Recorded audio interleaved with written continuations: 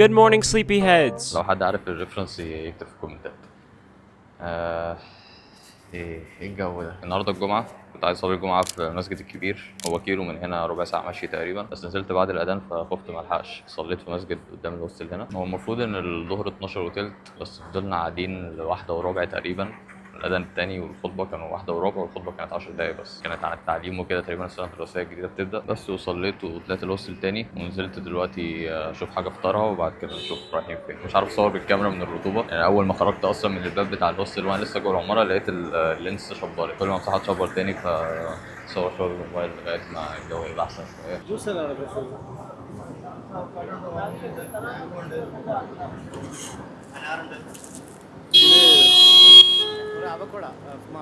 جبت براطة زي امبارح بس بالبيض، وكرك برضو، الاتنين مع بعض ب5 درهم.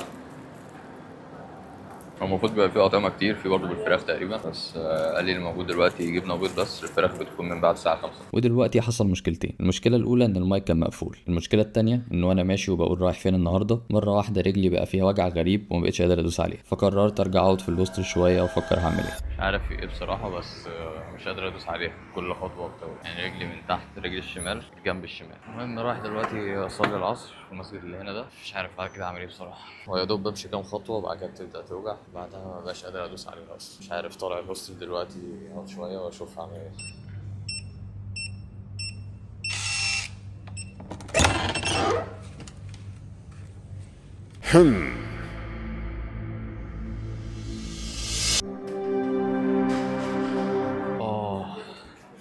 قلت اتجنن وانزل تاني. سبت الكاميرا، خدت الموبايل بس عشان مشيلش حاجه. سبت الكوتشي، نزلت بالشبشب بس. وانا اوريدي رجلي بدات توجعني تاني يعني. بس مش عايز اضيع اليوم بصراحه، حرام. هحاول اروح. هو المشكله النهارده اليوم كله ماشي يعني. الحاجات اللي انا عايز اروحها دي كلها قريب، فربنا يستر. هنروح فين بقى؟ الخطه كانت اننا نروح حي الفهيدي، و عايز اروح المسجد الكبير. المسجد الكبير برضو هناك اللي كنت عايز اصلي فيه الجمعه وما روحتش اصلا. فاضل على المغرب نص ساعه، ممكن اصلي المغرب هناك او العشاء. وايه تاني؟ ومتحف دبي. وبعد كده كان المفروض هنركب في عبارة كده ونركبها ونروح الأسواق ومنطقة سيف دبي. منطقة كده مشهورة، معمولة بستايل قديم وشكلها حلو، فيها مطاعم وكافيهات ومحلات وحاجات كده. بس يعني هشوف هقدر أعمل إيه. هحاول ان شاء الله اروح كل حاجه، بس اشوف اللي هقدر اعمله. انا اللي مضايقني بس ان الحاجات دي كنت عايز اشوفها في النهار، بس يلا الحمد لله تتعوض. او يعني معرفش، ممكن احاول اعوضها في اخر يوم يعني. يلا مش مشكله. المناطق اللي بنعدي فيها الشارع زي كده هتلاقي العربيات بتقف خالص، لازم يقفوا لو في حد بيعدي، عشان لو موقفوش هياخدوا غرامه. اي فيديوهات على اليوتيوب متصوره في المنطقه اللي انا فيها، اللي هي بار دبي او المنطقه اللي جنبها ديره، هتلاقي العنوان بتاعها اللي هو دبي الحقيقية، دبي اللي مش عايزينك تشوفها، دبي اللي ما بتجيش في التلفزيون كده يعني. وعشان المباني شكلها عادي يعني، ما فيش ناطحات سحاب وكل حاجة من المستقبل وكده يعني. مدينة عادية. ومعظم اللي بيجوا هنا بيكونوا هنود وباكستان وافغانستان وبنجلاديش كده يعني. بيكونوا بيشتغلوا، ودي ارخص اماكن للسكن، فبيكونوا في بيوت مشتركة، او حتى لو حد هيقعد في هوستل او فندق، دي برضه بتكون ارخص اماكن.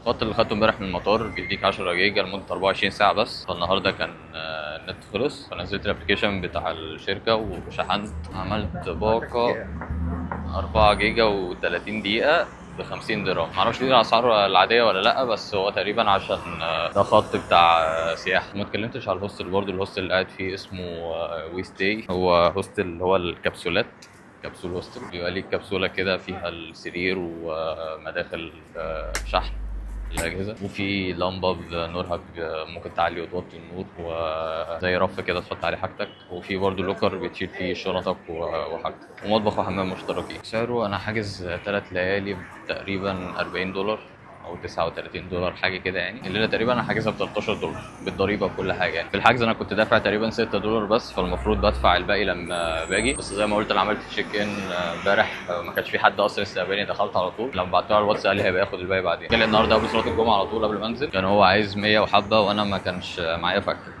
فاديته 100 بس او اديته ال 200 كان هيفك، بس قال لي مسافه وبتاع ووقت الصلاه وكده، فقلت له خلاص هات ال 100 وهبقى اجيب لك انا الباقي بعدين. يعني القص يعني قشطه، مش مفيش مشاكل قوي. النظافه يعني في شفت كام حشره مثلا في المطبخ، صرصار، حاجات بسيطه يعني، شعرتين كده على الملايه، بس قشطه يعني. المفروض ان ده متحف دبي طلع مقفول، بيعملوا إعادة تأهيل، ففي حاجة كمان اتكنسلت اهي، وتقريبا المأذنة اللي بعده دي هي المسجد الكبير. المغرب أصلا خلاص فاضل عليه 5 دقايق، مش عارف أروح المسجد الأول ولا أروح حي الفهيدي. هو تقريبا يعني خلاص يعتبر وصلت برضه. خلينا نروح المسجد الأول، هو شكلي كده كده مش هلحق الشمس، مش مشكلة يعني. هو ده كده المتحف وده المسجد. المفروض ان ده اكبر مسجد في دبي. تقريبا اتحمست شويه وانا ماشي دلوقتي، رجلي كانت قشطه شغاله يعني، شدت عليا تاني دلوقتي، تقريبا خدت راحتي شويه.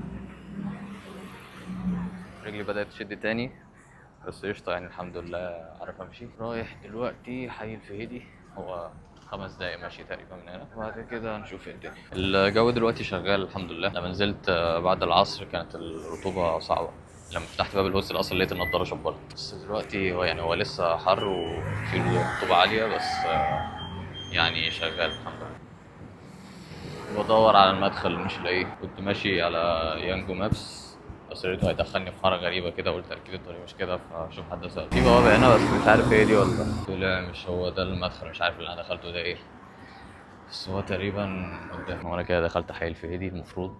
هو الدخول من مكان مظلم كده شغالين فيه، فشككني يعني، بس طلع هو.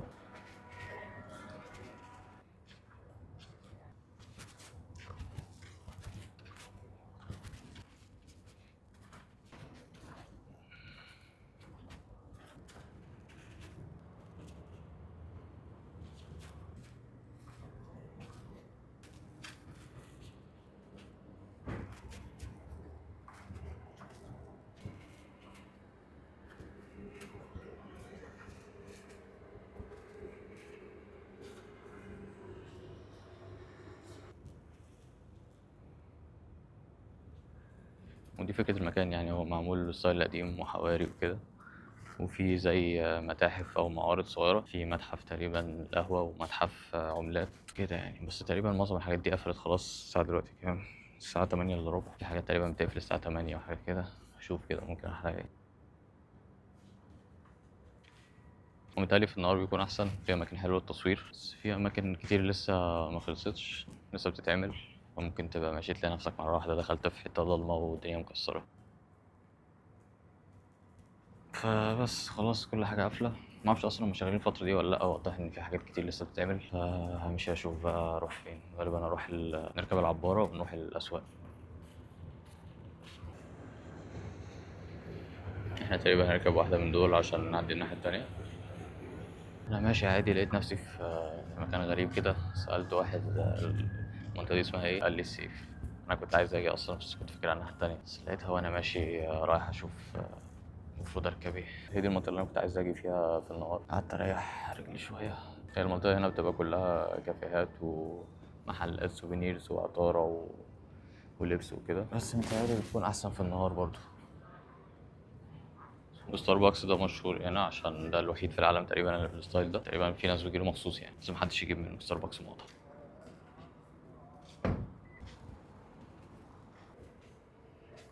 المهم بقى اني هرجع كل اللي مشيته ده تاني عشان اركب العبارة اللي بتعديني للفور، نروح الاسواق والمطعم اللي اكل فيه عشان جعان مش قادر.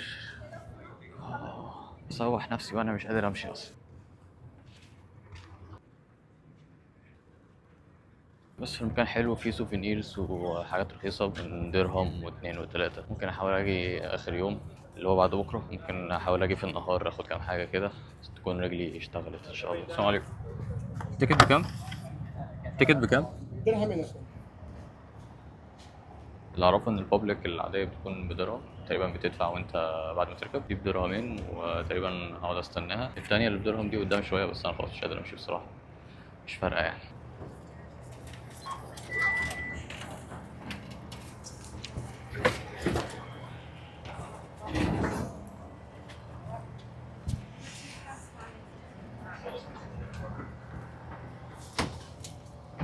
هو دي انضف شويه من التانية كانت حاجه حقيره شويه.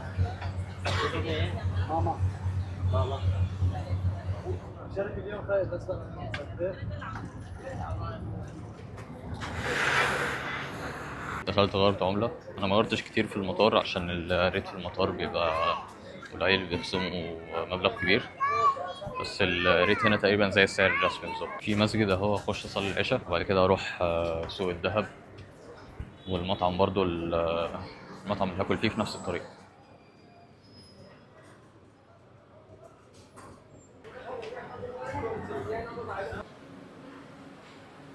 دي المنطقة اللي فيها الأسواق كلها، اللي أنا فيه دلوقتي ده سوق الذهب، والمطعم اللي هاكل فيه قدام ده الأهم. وأنا مش مهتم بصراحة، بس المفروض إن هنا الأسعار الذهب بتكون أحسن من العادي يعني. هناكل في مطعم يمني اسمه خليج عدن، والمطعم زمان دي خلص فطلبت مصبي. انا مش عارف الفرق بينهم بصراحه، بس حاليا اي حاجه اكلها تبقى زي الفل. سالت عمنا شات، الفرق بينهم تقريبا بيكون بطريقه التحضير. المندي تقريبا بيكون بيتعمل بالبخار، المصبي بيبقى شوي تقريبا. بس الحاجه بدات تنزل اهي، نزل الشوربه دقتها قشطه حلوه شغاله، سلطه والحاجه ده تقريبا دقوس كبير وصل. سعر الوجبه دي تقريبا لسه حاسب، بس تقريبا 21 درهم. الحمد لله تم تعبئه الكرش. الاكل بالنسبه لي عادي يعني، ما اعرفش المطعم من اصلا المفروض يعتبر جامد ولا لا. شفت في فيديو فجيت. بس نفس الدهب اهو، المحلات بدات تقفل الساعه 10 وتلت. لازم اخلي بالي عشان العباره اللي جيت بيها دي بيقفلوا الساعه 12 المفروض، فلازم ارجع قبلها. بس مش عارف، في اسواق كتير قوي، في سوق توابل، في سوق نايف ده بتاع الكترونيات وملابس وحاجات كده، في اسواق كتير وانا مش مهتم بحاجه بصراحه. مش عارف اروح فين. اللي ورايا ده اكبر خاتم في العالم، في ناس بتيجي تتصور معاه، بس انا مش هتصور معاه طبعا. لقيت في محطة مترو قريبة، هروح اركب اسهل وانزل عند المحطة اللي عند الهوستل، بدل ما اركب العبارة تاني وارجع امشي كتير. خلاص اصلا المحلات كلها بتقفل اهو، الساعة 10:30، فملهاش لازمة ان افضل هنا. جبت عصير اناناس، بسم الله.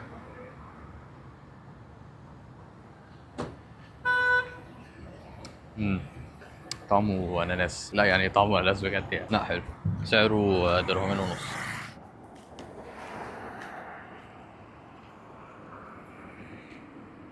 مش عارف في ايه هنا، شكلهم بيلعبوا اللعبة اللي هي الهندي دي، مش فاكر اسمها ايه.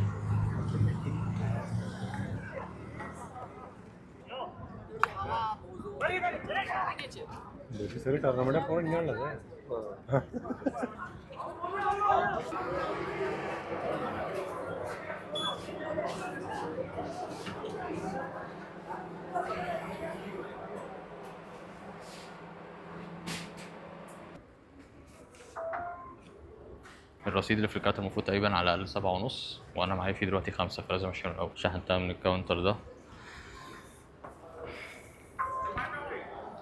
المينيمم 50 درهم عشان أشحنها. مش عارف الفلوس دي ممكن أخدها تاني بعد كده ولا إيه، بس هي كتير أوي على اللي أنا هحتاجه يعني. إحنا هنا وعايزين نروح هنا المحطة اللي بعدها على طول.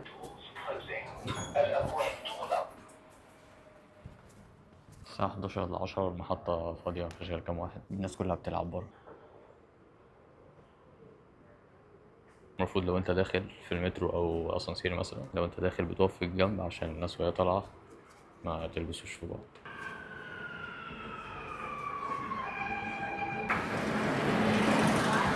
رجاء الانتباه، القطار المتجه إلى الخروج سوف يغادر السير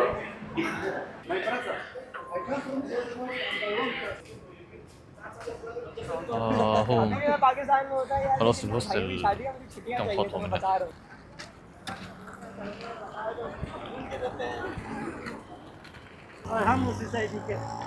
خلاص دخل على الهوستل اهو. wait for the next video my brother and don't forget to like and subscribe. يلا السلام عليكم.